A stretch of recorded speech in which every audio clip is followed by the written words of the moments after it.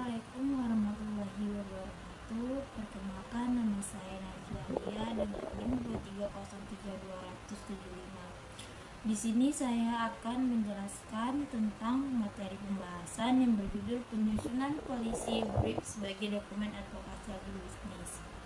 Nah, pada sesi ini dijelaskan bahwa perkembangan sektor agribisnis tidak hanya membutuhkan kemampuan teknik budidaya maupun pemasaran, tapi juga kemampuan menyusun rekomendasi kebijakan yang dapat menjadi dasar pengembalian keputusan oleh pemerintah, perusahaan maupun organisasi petani.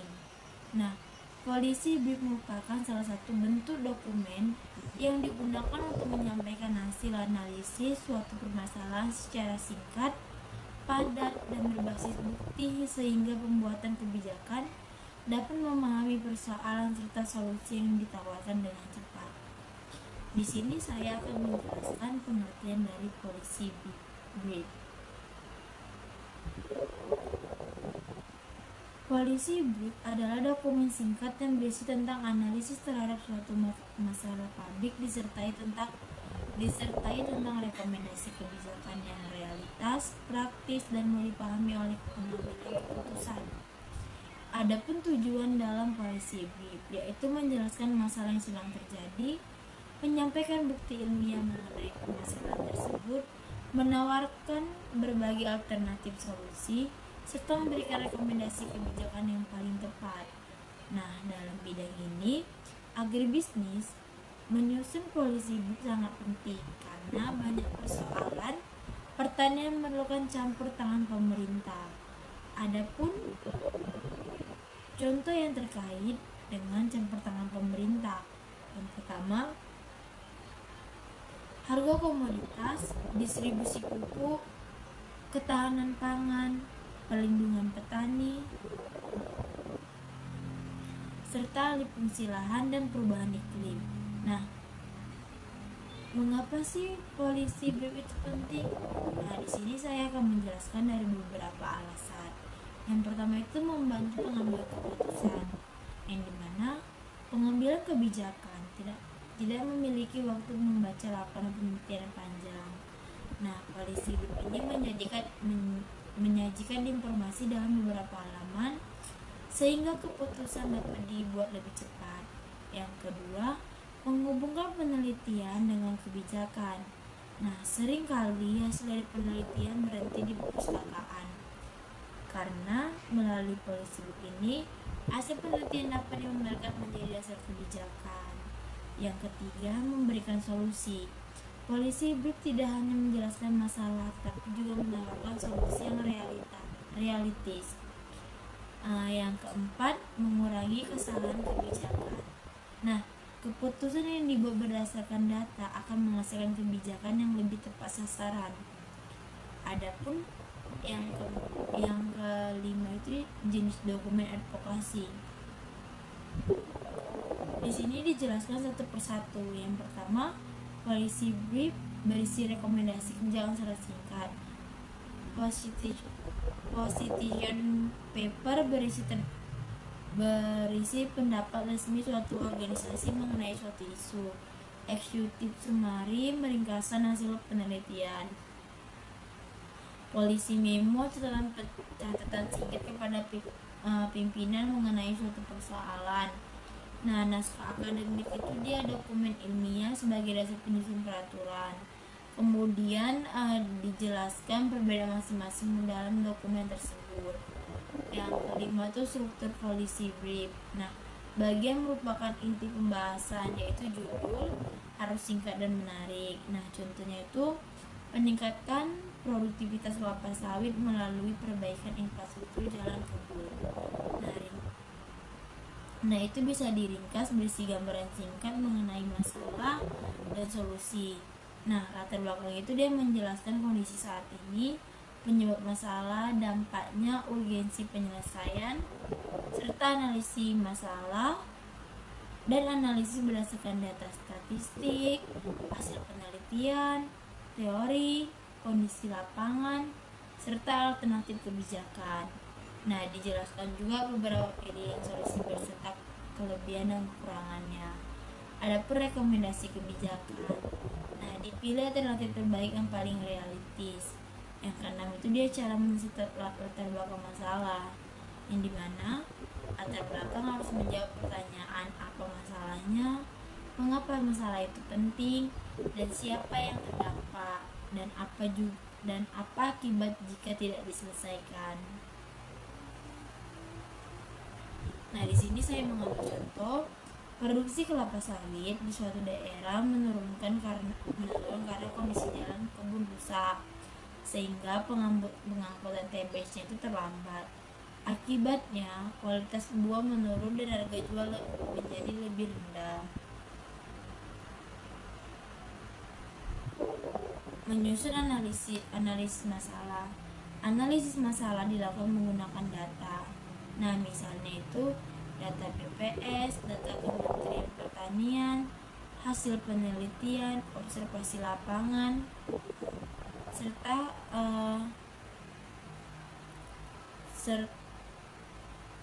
penelitian yang sesuai dengan lapangan tersebut. Nah, adapun contohnya dia seperti jalan rusak, dia itu berhubungan dengan transportasi lambat, terhubung juga dengan buah overripe, terus itu juga berhubungan dengan mutu menurun, terus juga dengan harga turun, dan otomatis pendapatan petani pun juga pasti menurun. Nah, di sini kami ada beberapa cara dalam menyusun alternatif kebijakan. Nah, di sini tuh alternatif pertama itu perbaikan jalan produksi, kedua subsidi transportasi, ketiga kemitraan pemerintah dengan perusahaan selanjutnya.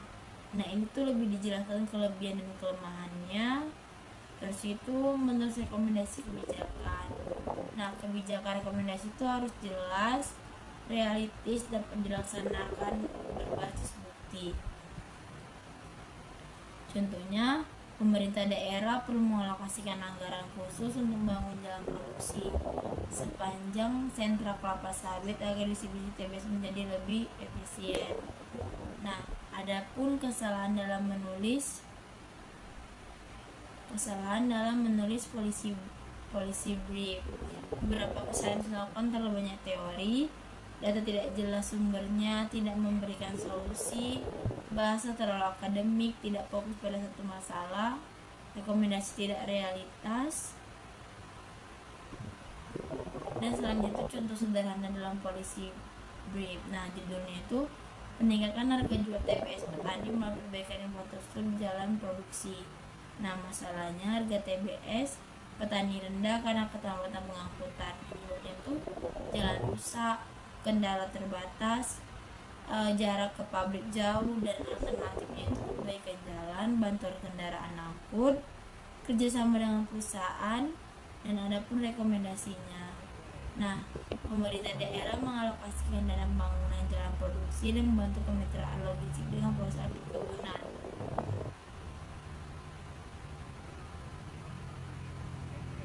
Dari situ kita juga bisa melibatkan pemerintah, karena di sini tuh pemerintah penting juga untuk mengikut andil dalam kegiatan polisi brief ini. Perkenalkan, nama saya Najwa dengan NIM 2303275. Di sini saya akan menjelaskan tentang materi pembahasan yang berjudul penyusunan polisi brief sebagai dokumen advokasi agribisnis.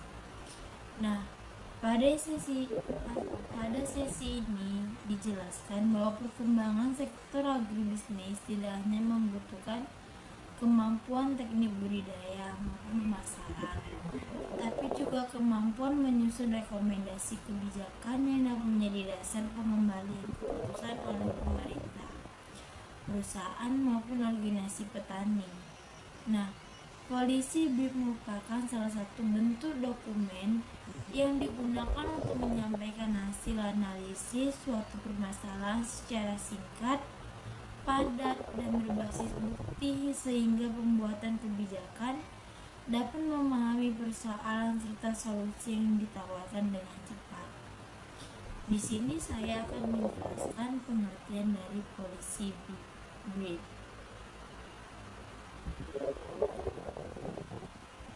Policy brief adalah dokumen singkat yang berisi tentang analisis terhadap suatu masalah publik disertai tentang rekomendasi kebijakan yang realitas, praktis, dan mau dipahami oleh pengambil keputusan. Adapun tujuan dalam policy brief yaitu menjelaskan masalah yang sedang terjadi, menyampaikan bukti ilmiah mengenai permasalahan tersebut, menawarkan berbagai alternatif solusi, serta memberikan rekomendasi kebijakan yang paling tepat. Nah, dalam bidang ini, agribisnis menyusun policy brief sangat penting karena banyak persoalan pertanian memerlukan campur tangan pemerintah. Adapun contoh yang terkait dengan campur tangan pemerintah, yang pertama, harga komoditas, distribusi pupuk, ketahanan pangan, perlindungan petani, serta alih fungsi lahan dan perubahan iklim. Nah, mengapa sih policy brief itu penting? Nah, di sini saya akan menjelaskan dari beberapa alasan. Yang pertama itu membantu pengambilan keputusan, yang dimana pengambilan kebijakan tidak memiliki waktu membaca laporan penelitian panjang. Nah, policy brief ini menyajikan informasi dalam beberapa halaman sehingga keputusan dapat dibuat lebih cepat. Yang kedua, menghubungkan penelitian dengan kebijakan. Nah, seringkali hasil dari penelitian berhenti di perpustakaan. Karena melalui policy brief ini, hasil penelitian dapat digambarkan menjadi dasar kebijakan. Yang ketiga, memberikan solusi. Policy brief tidak hanya menjelaskan masalah, tapi juga menawarkan solusi yang realistis. Yang keempat, mengurangi kesalahan kebijakan. Nah, keputusan yang dibuat berdasarkan data akan menghasilkan kebijakan yang lebih tepat sasaran. Adapun yang kelima itu jenis dokumen advokasi. Di sini dijelaskan satu persatu. Yang pertama, policy brief berisi rekomendasi kebijakan secara singkat. Position paper berisi pendapat resmi suatu organisasi mengenai suatu isu. Executive summary meringkasan hasil penelitian. Policy memo catatan singkat kepada pimpinan mengenai suatu persoalan. Nah, naskah akademik itu dia dokumen ilmiah sebagai dasar penyusun peraturan. Kemudian dijelaskan perbedaan masing-masing dalam dokumen tersebut. Yang kelima itu struktur policy brief. Nah, bagian merupakan inti pembahasan, yaitu judul harus singkat dan menarik. Nah, contohnya itu meningkatkan produktivitas kelapa sawit melalui perbaikan infrastruktur jalan kebun. Nah, itu bisa diringkas berisi gambaran singkat mengenai masalah dan solusi. Nah, latar belakang itu dia menjelaskan kondisi saat ini, penyebab masalah, dampaknya, urgensi penyelesaian, serta analisis masalah dan analisis berdasarkan data statistik, hasil penelitian, teori, kondisi lapangan, serta alternatif kebijakan. Nah, dijelaskan juga beberapa pilihan solusi beserta kelebihan dan kekurangannya. Adapun rekomendasi kebijakan. Nah, dipilih alternatif terbaik yang paling realistis. Yang keenam itu dia cara men-set latar belakang masalah, yang dimana latar belakang harus menjawab pertanyaan apa masalahnya, mengapa masalah itu penting, dan siapa yang terdampak, dan apa akibat jika tidak diselesaikan. Nah, di sini saya mengambil contoh Produksi kelapa sawit di suatu daerah menurun karena kondisi jalan kebun rusak, sehingga pengangkutan TBS-nya itu terlambat. Akibatnya kualitas buah menurun dan harga jual menjadi lebih rendah.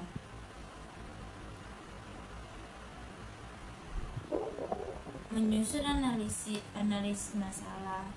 Analisis masalah dilakukan menggunakan data. Nah, misalnya itu data BPS, data Kementerian Pertanian, hasil penelitian, observasi lapangan, serta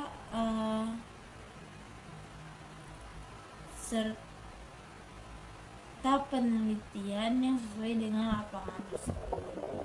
Nah, adapun contohnya dia seperti jalan rusak, dia itu berhubungan dengan transportasi lambat, terhubung juga dengan buah overripe, terus itu juga berhubungan dengan mutu menurun, terus juga dengan harga turun, dan otomatis pendapatan petani pun juga pasti menurun. Nah, di sini kami ada beberapa cara dalam menyusun alternatif kebijakan. Nah, di sini tuh alternatif pertama itu perbaikan jalan produksi. Kedua, subsidi transportasi. Ketiga, kemitraan pemerintah dengan perusahaan selanjutnya. Nah, ini tuh lebih dijelaskan kelebihan dan kelemahannya. Terus itu menurut rekomendasi kebijakan. Nah, kebijakan rekomendasi itu harus jelas, realistis, dan dilaksanakan berbasis bukti. Contohnya, pemerintah daerah perlu mengalokasikan anggaran khusus untuk membangun jalan produksi sepanjang sentra kelapa sawit agar distribusi TBS menjadi lebih efisien. Nah, adapun kesalahan dalam menulis polisi brief.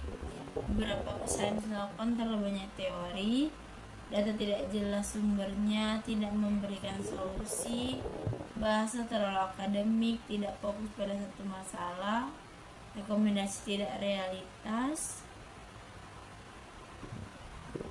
Dan selanjutnya itu contoh sederhana dalam polisi brief. Nah, judulnya itu meningkatkan harga jual TBS petani melalui perbaikan infrastruktur jalan produksi.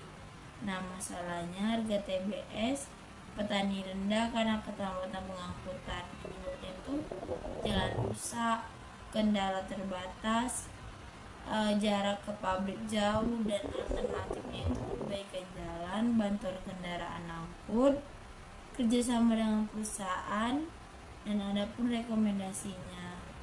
Nah, pemerintah daerah mengalokasikan dana pembangunan jalan produksi dan membantu kemitraan logistik dengan perusahaan perkebunan.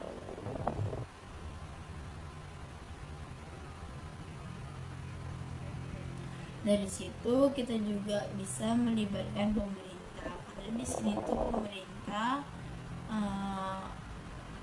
penting juga untuk mengikut andil dalam kegiatan polisi brief ini. Fungsi lahan dan perubahan iklim. Nah, mengapa sih polisi brief itu penting? Nah, di sini saya akan menjelaskan dari beberapa alasan. Yang pertama itu membantu pengambilan keputusan, yang dimana pengambilan kebijakan tidak memiliki waktu membaca laporan penelitian panjang. Nah, polisi brief ini menyajikan informasi dalam beberapa halaman sehingga keputusan dapat dibuat lebih cepat. Yang kedua, menghubungkan penelitian dengan kebijakan. Nah, seringkali hasil dari penelitian berhenti di perpustakaan. Karena melalui polisi brief ini, hasil penelitian dapat digambarkan menjadi dasar kebijakan. Yang ketiga, memberikan solusi. Polisi brief tidak hanya menjelaskan masalah, tapi juga menawarkan solusi yang realistis. Yang keempat, mengurangi kesalahan kebijakan. Nah, keputusan yang dibuat berdasarkan data akan menghasilkan kebijakan yang lebih tepat sasaran. Adapun yang kelima itu jenis dokumen advokasi. Di sini dijelaskan satu persatu. Yang pertama, policy brief berisi rekomendasi kebijakan secara singkat. Position paper berisi pendapat resmi suatu organisasi mengenai suatu isu. Executive summary meringkasan hasil penelitian. Policy memo catatan singkat kepada pimpinan mengenai suatu persoalan. Nah, naskah akademik itu dia dokumen ilmiah sebagai dasar penyusun peraturan. Kemudian dijelaskan perbedaan masing-masing dalam dokumen tersebut. Yang kelima itu struktur policy brief. Nah, bagian merupakan inti pembahasan, yaitu judul harus singkat dan menarik. Nah, contohnya itu meningkatkan produktivitas kelapa sawit melalui perbaikan infrastruktur jalan kebun. Nah, itu bisa diringkas berisi gambaran singkat mengenai masalah dan solusi. Nah, latar belakang itu dia menjelaskan kondisi saat ini, penyebab masalah, dampaknya, urgensi penyelesaian, serta analisis masalah dan analisis berdasarkan data statistik, hasil penelitian, teori, kondisi lapangan, serta alternatif kebijakan. Nah, dijelaskan juga beberapa pilihan solusi beserta kelebihan dan kekurangannya. Ada pun rekomendasi kebijakan. Nah, dipilih alternatif terbaik yang paling realistis. Yang keenam itu dia cara menyelesaikan latar belakang masalah, yang dimana latar belakang harus menjawab pertanyaan apa masalahnya, mengapa masalah itu penting, dan siapa yang terdampak, dan apa akibat jika tidak diselesaikan. Nah, di sini saya mengambil contoh produksi kelapa sawit di suatu daerah menurun karena kondisi jalan kebun rusak, sehingga pengangkutan TBS-nya itu terlambat. Akibatnya kualitas buah menurun dan harga jual menjadi lebih rendah. Menyusun analisis masalah. Analisis masalah dilakukan menggunakan data. Nah, misalnya itu data BPS, data Kementerian Pertanian, hasil penelitian, observasi lapangan, serta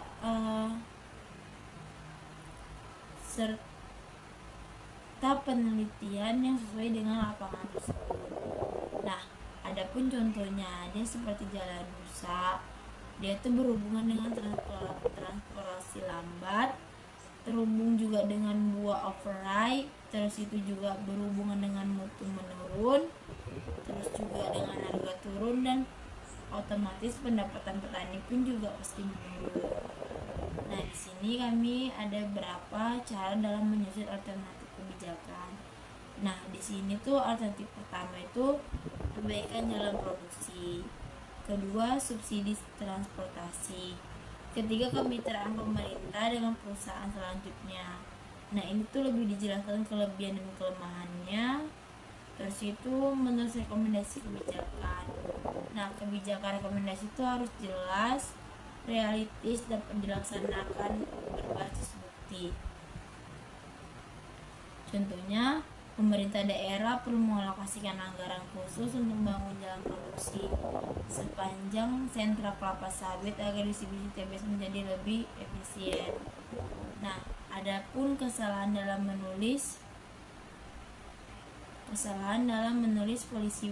policy brief. Beberapa kesalahan dilakukan terlalu banyak teori, data tidak jelas sumbernya, tidak memberikan solusi, bahasa terlalu akademik, tidak fokus pada satu masalah, rekomendasi tidak realitas. Dan selanjutnya contoh sederhana dalam policy brief. Nah, judulnya itu meningkatkan harga jual TBS petani melalui perbaikan infrastruktur jalan produksi.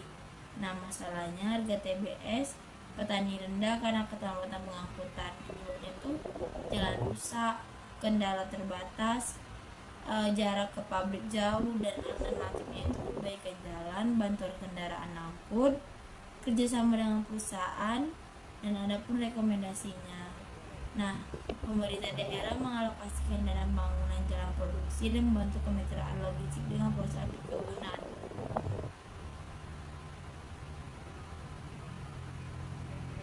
Dari situ kita juga bisa melibatkan pemerintah, karena di sini tuh pemerintah penting juga untuk mengikut andil dalam kegiatan polisi brief ini. Menawarkan berbagai alternatif solusi serta memberikan rekomendasi kebijakan yang paling tepat. Nah, dalam bidang ini, agribisnis menyusun polisi brief sangat penting karena banyak persoalan pertanian memerlukan campur tangan pemerintah. Adapun contoh yang terkait dengan campur tangan pemerintah, yang pertama, harga komoditas, distribusi pupuk, ketahanan pangan, perlindungan petani,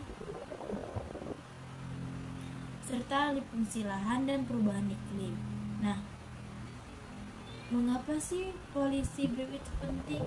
Nah, di sini saya akan menjelaskan dari beberapa alasan. Yang pertama itu membantu pengambilan keputusan, yang dimana pengambilan kebijakan tidak memiliki waktu membaca laporan penelitian panjang. Nah, polisi brief ini menyajikan informasi dalam beberapa halaman sehingga keputusan dapat dibuat lebih cepat. Yang kedua, menghubungkan penelitian dengan kebijakan. Nah, seringkali hasil dari penelitian berhenti di perpustakaan. Karena melalui polisi brief ini, hasil penelitian dapat digambarkan menjadi dasar kebijakan. Yang ketiga, memberikan solusi.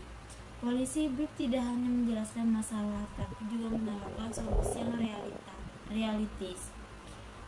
Yang keempat, mengurangi kesalahan kebijakan. Nah, keputusan yang dibuat berdasarkan data akan menghasilkan kebijakan yang lebih tepat sasaran.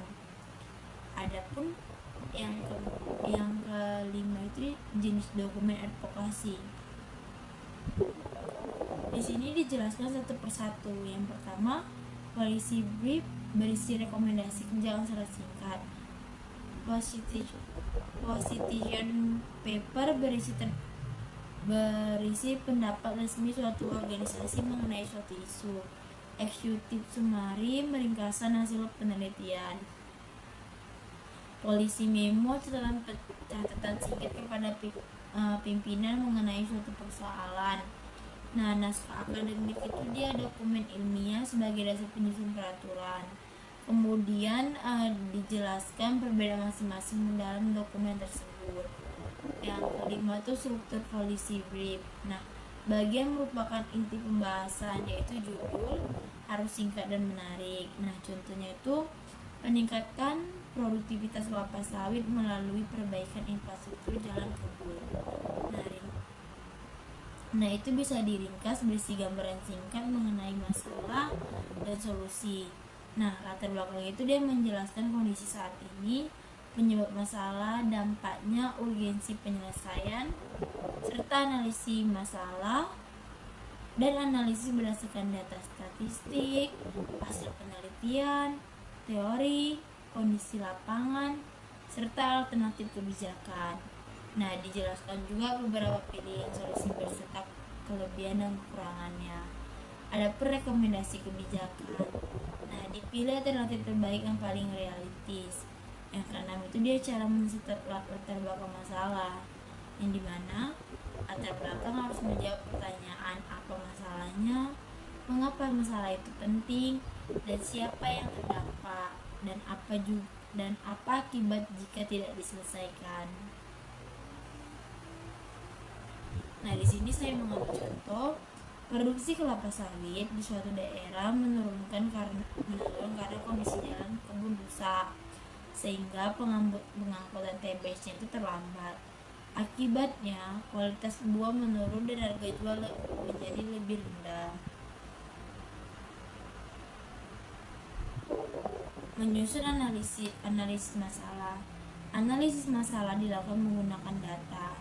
Nah, misalnya itu data BPS, data Kementerian Pertanian, hasil penelitian, observasi lapangan, serta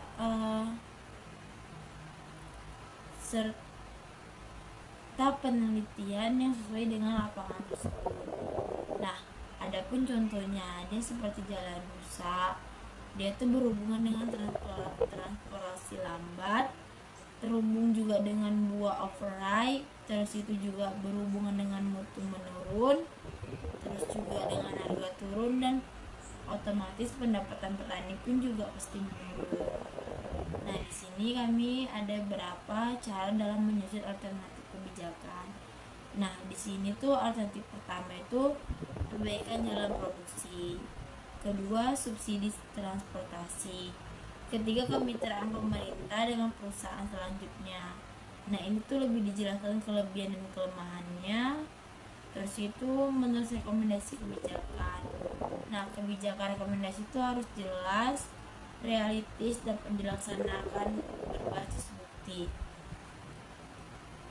Contohnya, pemerintah daerah perlu mengalokasikan anggaran khusus untuk membangun jalan produksi sepanjang sentra kelapa sawit agar distribusi TBS menjadi lebih efisien. Nah, adapun kesalahan dalam menulis polisi brief. Beberapa kesalahan dilakukan terlalu banyak teori, data tidak jelas sumbernya, tidak memberikan solusi, bahasa terlalu akademik, tidak fokus pada satu masalah, rekomendasi tidak realitas. Dan selanjutnya contoh sederhana dalam polisi brief. Di sini saya akan memberikan kesimpulan yang saya ambil dari materi polisi brief ini. Polisi brief ini merupakan dokumen strategi yang menjembatani hasil penelitian dengan proses pengambilan kebijakan. Nah, dalam bidang agribisnis, polisi ini membantu pemerintah, perusahaan, maupun organisasi petani dalam mengambil keputusan yang lebih efektif, efisien, dan berbasis bukti. Oleh karena itu, kemampuan menyusun polisi ini menjadi kompetensi penting bagi mahasiswa agribisnis agar memberikan kontribusi nyata dalam penyelesaian berbagai masalah pertanian dan pembangunan pedesaan. Di sini saya akan membacakan studi kasus yang terjadi. Nah, di sini saya mengambil contoh studi kasusnya itu penyusunan polisi brief sebagai solusi kelangkaan pupuk subsidi dalam mendukung produktivitas petani padi di Kabupaten Aceh Utara. Nah, latar belakangnya, Kabupaten Aceh Utara merupakan satu daerah penghasilan padi di Provinsi Aceh. Sebagian besar masyarakat menggantungkan pendapatan dari sektor pertanian. Namun, dalam beberapa tahun terakhir, petani sering mengalami kesulitan memperoleh pupuk subsidi pada saat musim tanam.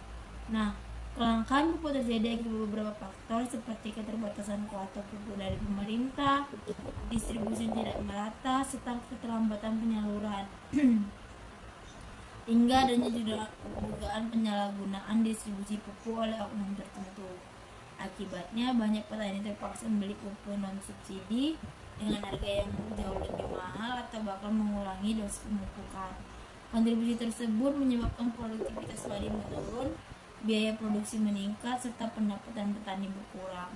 Jika masalah yang tidak segera diatasi, maka kelangkaan pangan daerah juga dapat terganggu. Nah, dari identifikasi masalahnya itu, beberapa masalah ditemukan di lapangan antara lain kelangkaan pupuk bersubsidi pada awal musim tanam, kuota pupuk tidak sesuai dengan kebutuhan petani, distribusi pupuk terlambat ke kios resmi, terus itu kurangnya pengawasan terhadap penyaluran pupuk, dan masih banyak petani yang belum terdaftar dalam sistem elektronik RDKK. Harga pupuk non subsidi sangat tinggi sehingga sulit dijangkau petani. Nah, di sini tuh ada pun juga data pendukungnya sebagai gambaran kondisi di lapangan. Luas lahan Kabupaten Aceh Utara itu di 47.000 hektar. Kebutuhan pupuk di urea diperkirakan mencapai 18.000 ton per tahun. Kuota pupuk yang diterima hanya sekitar 14.000 ton. Artinya terjadi kekurangan sekitar 4.000 ton setiap tahun. Dan harga pupuk non subsidi mencapai 400.000 dikurang 500.000 per sak atau 50 kilo, sedangkan harga pupuk bersubsidi sekitar 112.500 per sak sesuai dengan HIT pemerintah. Akibat keterbatasan pupuk, produksi padi menurun sekitar 10-15%. pada beberapa wilayah sentra pertanian. Adapun analisis permasalahannya, permasalahan utama bukan hanya pupuk, tapi juga lemahnya tata kelola distribusi. Kuota yang terbatas diperparah oleh proses penyuluhan yang belum optimal serta data petani menerima yang belum sepenuhnya akurat. Selain itu, keterlambatan distribusi menyebabkan pupuk diterima setelah masa pemupukan ideal berlalu. Akibatnya, efektivitas pemupukan menjadi rendah dan hasil panen menurun. Nah, masalah ini berdampak pada penurunan produksi padi, penurunan pendapatan petani, biaya produksi meningkat, harga beras berpotensi naik, ketahanan pangan daerah terganggu, sedang pihak yang terlibat, petani, kelompok tani, penyusun pertanian, kios pupuk resmi, distributor pupuk, Dinas Pertanian Kabupaten Aceh Utara, pemerintah kabupaten, Kementerian Pertanian, PT Pupuk Indonesia atau Persero, dan di sini kita juga akan menyusun alternatif kebijakannya. Nah, ada beberapa alternatif. Alternatif pertama itu dia menambah kuota pupuk bersubsidi kelebihan, mengurangi kelangkaan, memenuhi kebutuhan petani. Kekurangan itu membutuhkan anggaran pemerintah yang besar. Alternatif yang kedua, memperbaiki sistem distribusi pupuk berbasis digital, kelebihannya menyalurkan lebih transparan, mengurangi penyimpanan, memudahkan pengawasan, dan kekurangannya itu membutuhkan pelatihan bagi petugas dan petani. Alternatif 3, mendorong penggunaan pupuk organik dan pupuk hayati sebagai pelengkapan pupuk kimia. Kelebihannya mengurangi ketergantungan pada pupuk bersubsidi, meningkatkan kesuburan tanah. Nah, kekurangannya membutuhkan waktu untuk mengubah kebiasaan petani. Alternatif 4, memperbarui data petani melalui sistem ERDKK secara berkala.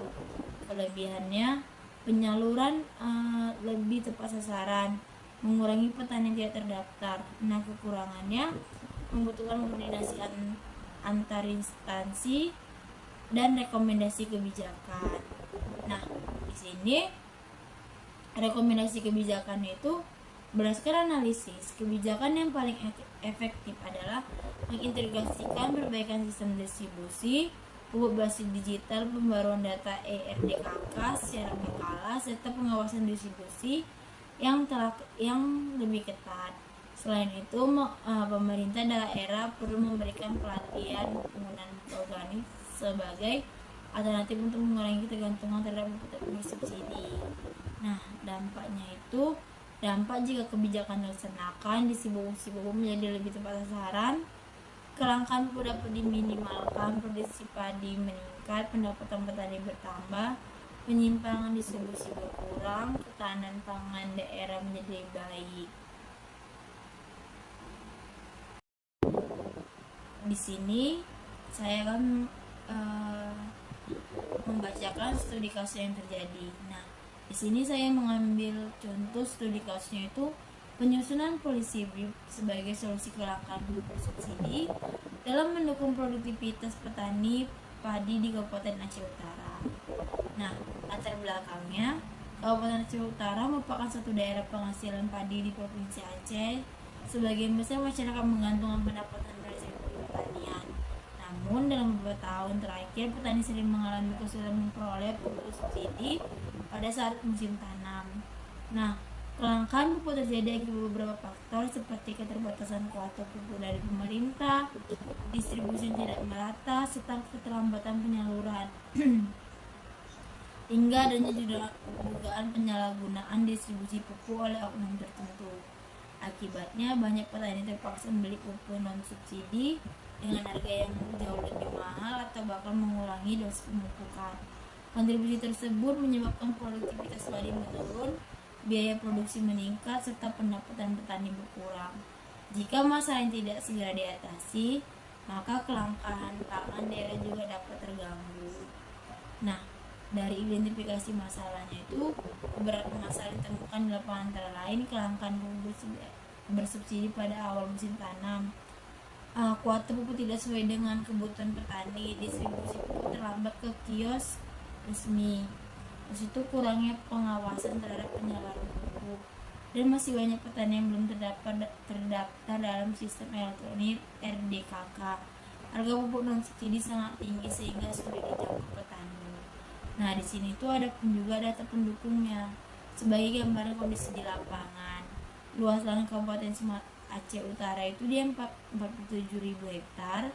Kebutuhan pupuk di urea diperkirakan mencapai 18.000 ton per tahun. Kuota pupuk yang diterimanya sekitar 14.000 ton. Artinya terjadi kekurangan sekitar 4.000 ton setiap tahun. Dan harga pupuk non subsidi mencapai 400.000 dikurang 500.000 per sak atau 50 kilo, sedangkan harga bersubsidi sekitar 112.500 per sak sesuai dengan HIT pemerintah. Akibat keterbatasan pupuk, produksi padi menurun sekitar 10-15% pada beberapa wilayah sentra pertanian. Adapun analisis permasalahannya, permasalahan utama bukan hanya pupuk, tapi juga lemahnya tata kelola distribusi. Kuota yang terbatas diperparah oleh proses penyuluhan yang belum optimal serta data petani menerima yang belum sepenuhnya akurat.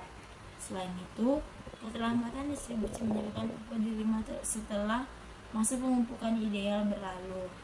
Akibatnya, efektivitas pemupukan menjadi rendah dan hasil panen menurun. Nah, masalah ini berdampak pada penurunan produksi padi, penurunan pendapatan petani, biaya produksi meningkat, harga beras berpotensi naik, ketahanan pangan daerah terganggu, sedang pihak yang terlibat, petani, kelompok tani, penyusun pertanian, kios pupuk resmi, distributor pupuk, Dinas Pertanian Kabupaten Utara, pemerintah kabupaten, Kementerian Pertanian, PT Pupuk Indonesia atau Persero, dan di sini kita juga akan menyusun alternatif kebijakannya. Nah, ada beberapa alternatif. Alternatif pertama itu dia menambah kuota pupuk bersubsidi kelebihan, mengurangi kelangkaan, memenuhi kebutuhan petani. Kekurangan itu membutuhkan anggaran pemerintah yang besar. Alternatif yang kedua, memperbaiki sistem distribusi pupuk berbasis digital. Kelebihannya menyalurkan lebih transparan, mengurangi penyimpanan, memudahkan pengawasan. Dan kekurangannya itu membutuhkan pelatihan bagi petugas dan petani. Alternatif 3, mendorong penggunaan pupuk organik dan pupuk hayati sebagai perlengkapan pupuk kimia. Kelebihannya mengurangi ketergantungan pada pupuk bersubsidi, meningkatkan kesuburan tanah. Nah, kekurangannya membutuhkan waktu untuk mengubah kebiasaan petani. Alternatif 4, memperbarui data petani melalui sistem ERDKK secara berkala. Kelebihannya penyaluran lebih tepat sasaran, mengurangi petani yang tidak terdaftar. Nah, kekurangannya membutuhkan koordinasi antar instansi dan rekomendasi kebijakan. Nah, di sini rekomendasi kebijakan itu berdasarkan analisis, kebijakan yang paling efektif adalah mengintegrasikan perbaikan sistem distribusi, pupuk berbasis digital, pembaruan data ERDKK secara berkala, serta pengawasan distribusi yang lebih ketat. Selain itu, pemerintah daerah perlu memberikan pelatihan penggunaan pupuk organik sebagai alternatif untuk mengurangi ketergantungan terhadap pupuk bersubsidi. Nah, dampak jika kebijakan dilaksanakan, distribusi pupuk menjadi lebih tepat sasaran, kelangkaan pupuk dapat diminimalkan, produksi padi meningkat, pendapatan petani bertambah, penyimpangan distribusi berkurang, ketahanan pangan daerah menjadi baik, biaya produksi meningkat, serta pendapatan petani berkurang. Jika masalah yang tidak segera diatasi, maka kelangkaan pangan daerah juga dapat terganggu. Nah, dari identifikasi masalahnya itu, beberapa masalah yang ditemukan di lapangan antara lain kelangkaan pupuk bersubsidi pada awal musim tanam, kuota pupuk tidak sesuai dengan kebutuhan petani, distribusi pupuk terlambat ke kios resmi, terus itu kurangnya pengawasan terhadap penyaluran pupuk, dan masih banyak petani yang belum terdaftar dalam sistem elektronik RDKK. Harga pupuk non subsidi sangat tinggi sehingga sulit dijangkau petani. Nah, di sini tuh ada pun juga data pendukungnya. Sebagai gambaran kondisi di lapangan, luas lahan Kabupaten Aceh Utara itu dia 47.000 hektar. Kebutuhan pupuk di urea diperkirakan mencapai 18.000 ton per tahun. Kuota pupuk yang diterima hanya sekitar 14.000 ton. Artinya terjadi kekurangan sekitar 4.000 ton setiap tahun. Dan harga pupuk non subsidi mencapai 400.000 dikurang 500.000 per sak atau 50 kilo, sedangkan harga bersubsidi sekitar 112.500 per sak sesuai dengan HIT pemerintah. Akibat keterbatasan pupuk, produksi padi menurun sekitar 10-15% pada beberapa wilayah sentra pertanian. Adapun analisis permasalahannya, permasalahan utama bukan hanya pupuk, tapi juga lemahnya tata kelola distribusi. Kuota yang terbatas diperparah oleh proses penyuluhan yang belum optimal serta data petani menerima yang belum sepenuhnya akurat. Selain itu, keterlambatan distribusi menyebabkan pupuk diterima setelah masa pemupukan ideal berlalu. Akibatnya efektivitas pemupukan menjadi rendah dan hasil panen menurun. Nah, masalah ini berdampak pada penurunan produksi padi, penurunan pendapatan petani, biaya produksi meningkat, harga beras berpotensi naik, ketahanan pangan daerah terganggu, sedang pihak yang terlibat petani, kelompok tani, penyusun pertanian, kios pupuk resmi, distributor pupuk, Dinas Pertanian Kabupaten Aceh Utara, pemerintah kabupaten, Kementerian Pertanian, PT Pupuk Indonesia atau Persero. Dan di sini kita juga akan menyusun alternatif kebijakannya. Nah, ada beberapa alternatif. Alternatif pertama itu dia menambah kuota pupuk bersubsidi kelebihan, mengurangi kelangkaan, memenuhi kebutuhan petani. Kekurangan itu membutuhkan anggaran pemerintah yang besar. Alternatif yang kedua, memperbaiki sistem distribusi pupuk berbasis digital. Kelebihannya menyalurkan lebih transparan, mengurangi penyimpanan, memudahkan pengawasan. Dan kekurangannya itu membutuhkan pelatihan bagi petugas dan petani. Alternatif 3, mendorong penggunaan pupuk organik dan pupuk hayati sebagai perlengkapan pupuk kimia. Kelebihannya mengurangi ketergantungan pada pupuk bersubsidi, meningkatkan kesuburan tanah. Nah, kekurangannya membutuhkan waktu untuk mengubah kebiasaan petani. Alternatif 4, memperbarui data petani melalui sistem ERDKK secara berkala. Kelebihannya penyaluran lebih tepat sasaran, mengurangi petani yang tidak terdaftar. Nah, kekurangannya membutuhkan koordinasi antar instansi dan rekomendasi kebijakan. Nah, di sini rekomendasi kebijakan itu berdasarkan analisis, kebijakan yang paling efektif adalah mengintegrasikan perbaikan sistem distribusi pupuk berbasis digital, pembaruan data ERDKK secara berkala, serta pengawasan distribusi yang lebih ketat. Selain itu, pemerintah daerah perlu memberikan pelatihan penggunaan organik sebagai alternatif untuk mengurangi ketergantungan terhadap pupuk bersubsidi. Nah, dampak jika kebijakan dilaksanakan, distribusi pupuk menjadi lebih tepat sasaran, kelangkaan pupuk dapat diminimalkan, produksi padi meningkat, pendapatan petani bertambah, penyimpangan distribusi berkurang, ketahanan pangan daerah menjadi baik. Kelangkaan pupuk terjadi akibat beberapa faktor seperti keterbatasan kuota pupuk dari pemerintah, distribusi tidak merata, serta keterlambatan penyaluran hingga adanya dugaan penyalahgunaan distribusi pupuk oleh oknum tertentu. Akibatnya banyak petani terpaksa membeli pupuk non subsidi dengan harga yang jauh lebih mahal atau bahkan mengurangi dosis pemupukan. Kontribusi tersebut menyebabkan produktivitas padi menurun, biaya produksi meningkat, serta pendapatan petani berkurang. Jika masalah yang tidak segera diatasi, maka kelangkaan pangan daerah juga dapat terganggu. Nah, dari identifikasi masalahnya itu, beberapa masalah ditemukan di lapangan antara lain kelangkaan pupuk bersubsidi pada awal musim tanam, kuota pupuk tidak sesuai dengan kebutuhan petani, distribusi pupuk terlambat ke kios resmi, terus itu kurangnya pengawasan terhadap penyaluran pupuk, dan masih banyak petani yang belum terdaftar dalam sistem elektronik RDKK. Harga pupuk non subsidi sangat tinggi sehingga sulit dijangkau petani. Nah, di sini tuh ada pun juga data pendukungnya. Sebagai gambaran kondisi di lapangan, luas lahan Kabupaten Aceh Utara itu dia 47.000 hektar. Kebutuhan pupuk di urea diperkirakan mencapai 18.000 ton per tahun. Kuota pupuk yang diterima hanya sekitar 14.000 ton. Artinya terjadi kekurangan sekitar 4.000 ton setiap tahun.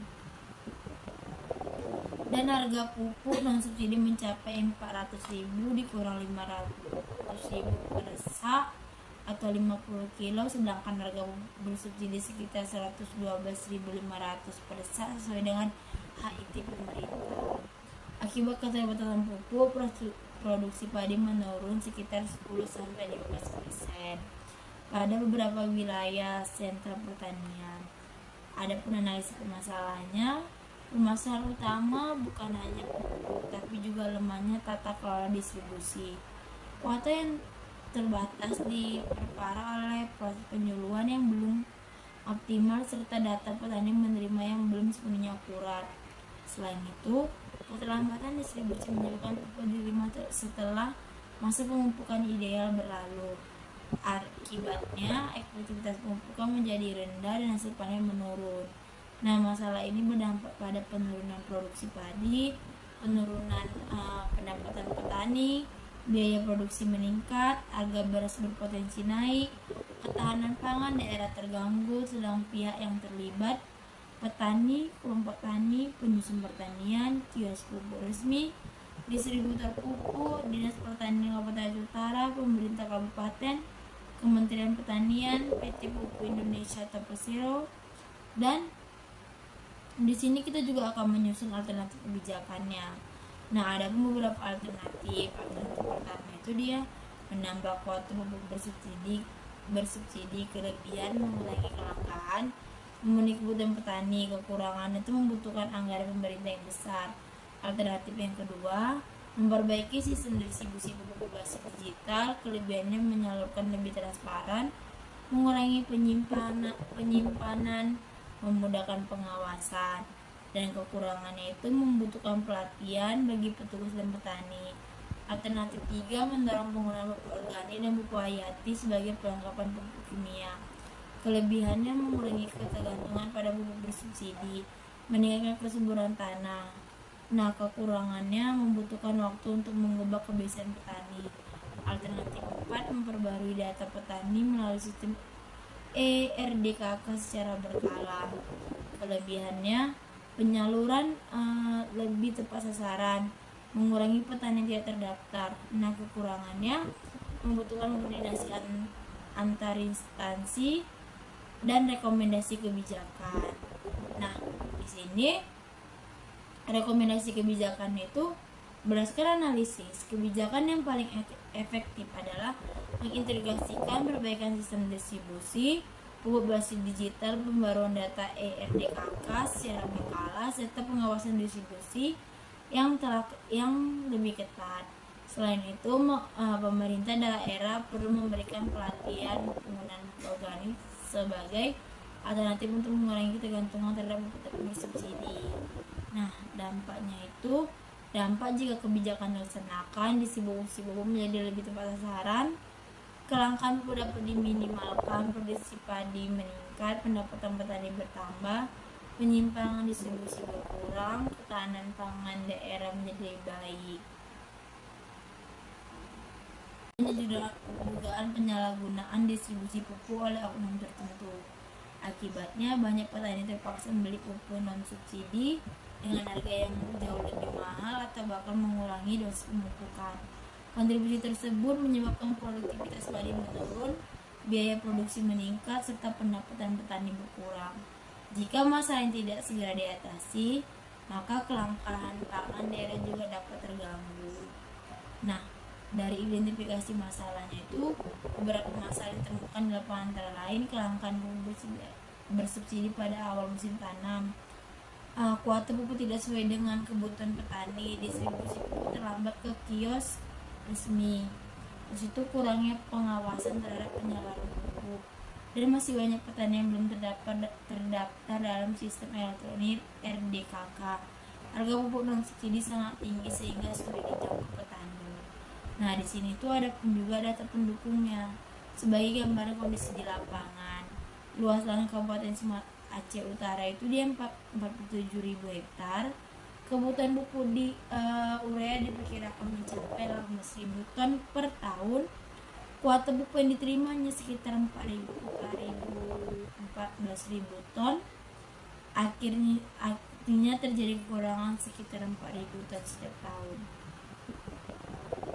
Dan harga pupuk non subsidi mencapai 400.000 dikurang 500.000 per sak atau 50 kilo, sedangkan harga bersubsidi sekitar 112.500 per sak sesuai dengan HIT pemerintah.